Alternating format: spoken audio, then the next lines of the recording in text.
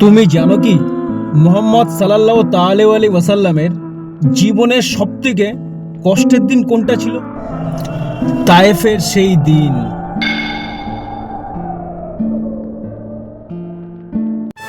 নবুয়তের 10ম বছর নবী সাল্লাল্লাহু তাআলা আলাইহি ওয়াসাল্লাম হারিয়েছেন তার স্ত্রী খাদিজা আর চাচা আবু তালিবকে।